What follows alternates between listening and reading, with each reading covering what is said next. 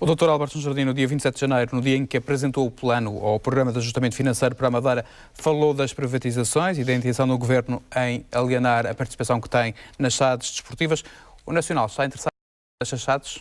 Não, o Nacional porque é que havia? Para já não pode participar em outras SADs. Depois, não me parece que, por muitos economistas e bons que o Governo possa fazer para avaliar, que essas ações possam valer grande coisa. Como se sabe, o desporto profissional em Portugal... Mas são ações que vão ser vendidas a pataco. Se o Nacional não pode participar, o Presidente do Nacional, enquanto cidadão, pode participar? Posso participar, mas como lhe digo, eu gosto de participar naquilo que pelo menos tenho expectativa de retorno. Não vejo que a aquisição, no quadro da nossa economia, da economia da ilha, que o modelo da sociedade anónima desportiva seja no sentido de distribuir lucros. Foi uma forma estrutural, o Nacional também já os tem, até porque toda a legislação que existe, especialmente na área fiscal, forçou os clubes a constituírem a SAD, porque os clubes estavam em nítido prejuízo do ponto de vista da sua contabilidade e fiscalidade em relação às SADs, e estavam a competir no mesmo escalão, forçou. Mas, do ponto de vista de retorno económico, não acredito que nenhum acionista de qualquer uma das SADs tenha expectativa de ter retorno. Sr. Engenheiro, está satisfeito com o rendimento da equipa principal do Nacional?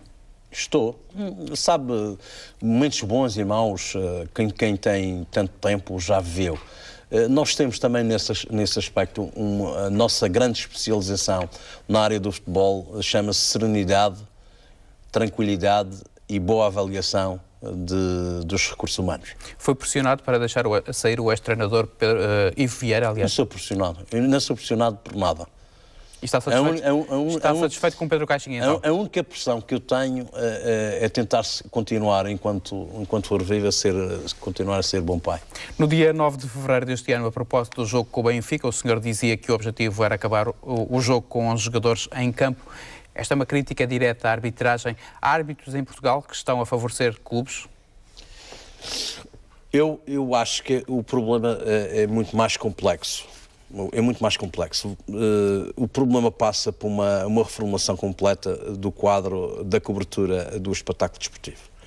Eu, enquanto árbitro,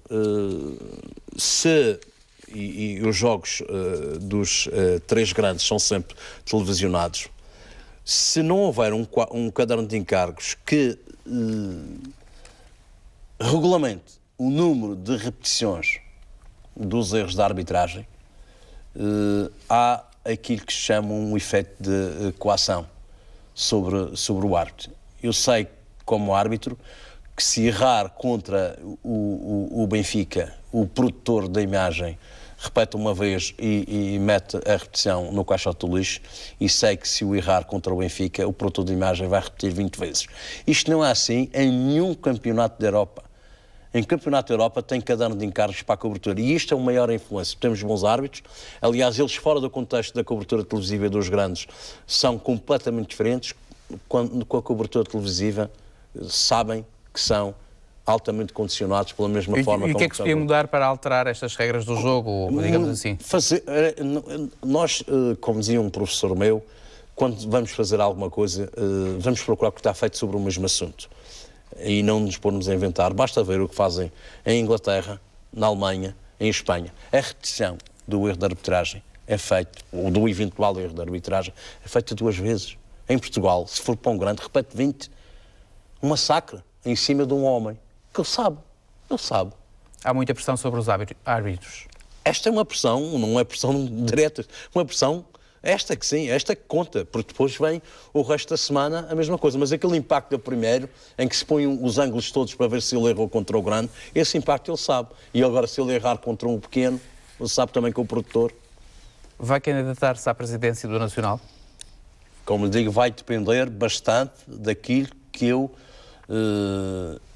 perceba que é o entendimento do Governo relativamente ao futuro em termos do modelo de financiamento ao desporto. Depende única e exclusivamente disso? A sua vontade, a vontade própria e a vida pessoal permitem-lhe continuar como dirigente desportivo do Nacional?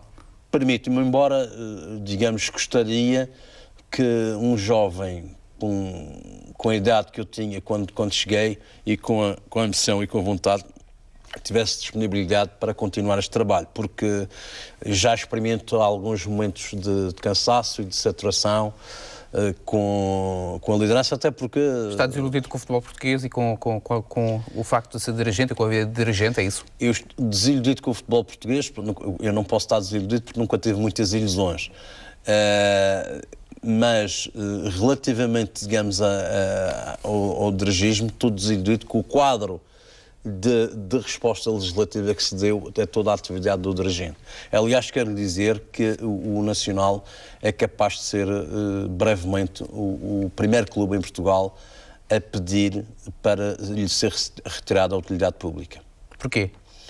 Porque, de uma forma subtil, o Estado arranjou um conjunto de normas em que equipara um presidente de clube a funcionário público. Como não sou funcionário público e só posso deixar de o ser se o Nacional deixar de ser instituição de utilidade pública, e como não vejo qualquer interesse em ser instituição de utilidade pública, não há nenhum benefício do Estado português em relação a este estatuto, só prejuízo. Aliás, basta ver... E quando é que pensa fazer o pedido para a retirada do estatuto? Esta questão agora do IVA, não é? Quando é que pensa fazer o pedido para a retirada do estatuto? Brevemente. Brevemente quando? Brevemente. Já O nosso jurista está a tratar, nós pretendemos funcionar como uma empresa normal e, portanto, não pretendemos continuar com o estatuto. E assim o Presidente e os seus dirigentes deixam de ser funcionários públicos, que não o são. E artificialmente, o Estado português equipara-os a funcionários públicos. O senhor defende a criação da equipa B do Nacional para participar na segunda Liga. Pelos vistos, isto não é possível porque só há 5 vagas. Primeiro, eu defendo a impugnação de uma decisão ilegal, do ponto de vista desportivo. Isso, de resto, poderá chegar à FIFA, de atribuir um direito a posteriori sobre uma participação desportiva já homologada, sem qualquer outro fundamento.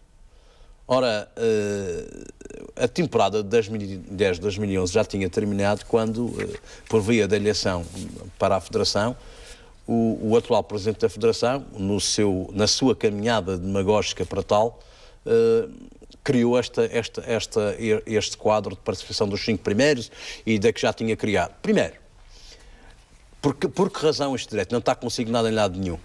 O direito de participação criado dessa forma é extensivo a todos os clubes, tem que ser extensivo a todos os clubes da primeira divisão. Tem de haver um concurso, é isso? Uma espécie de concurso? Não, é porque tudo isto está errado. Portanto, repare, está tão errado que na primeira época de criação entram os 6 na segunda liga. E os outros, se quiserem criar equipas bem, entram pelo distrital. Veja só, do ponto de vista conceptual, aquilo que vai na cabeça de um funcionário que passou a dirigente associativo. Funcionário do Porto. E acredita que vai ter razão depois deste pedido de impugnação? Não tenho qualquer dúvida. Mas, neste momento, por via dessa decisão, há um clube que está a competir sem objetivo desportivo nenhum e que pode alterar aquilo que é mais sagrado na competição, que é a integridade desportiva. Que clube é esse? O Marítimo B está na segunda B a competir, sabendo que na próxima época compete na segunda Liga. Ora, isto é uma coisa, como dizia o João Goberna, é uma caldeirada.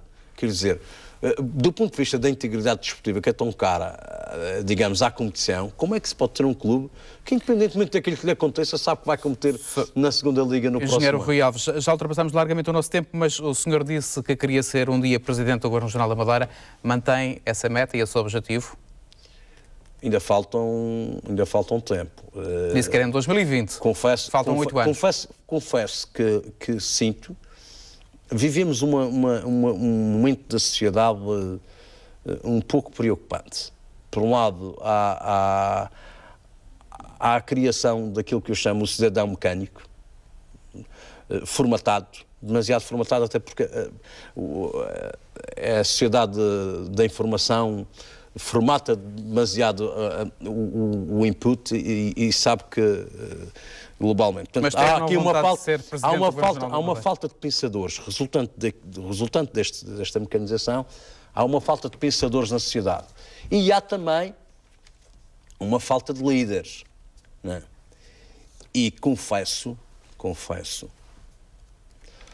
que, com exceção do Dr. Alberto João, eu penso que existem, porventura, mais 2 cidadãos na Madeira que desenvolveram no seu modus faciente características inatas de liderança, por via das suas funções. O Presidente do Nacional e o Presidente do Marítimo. Não vejo no quadro político, dos quadros políticos, não vejo nenhum líder. Nenhum. Em nenhum partido? Em nenhum partido. São mais todos números 2 do que... Número 1 tem, de facto, o Dr. Alberto João. A partir daí, politicamente, não vejo na região autónoma nenhum líder. Daí que,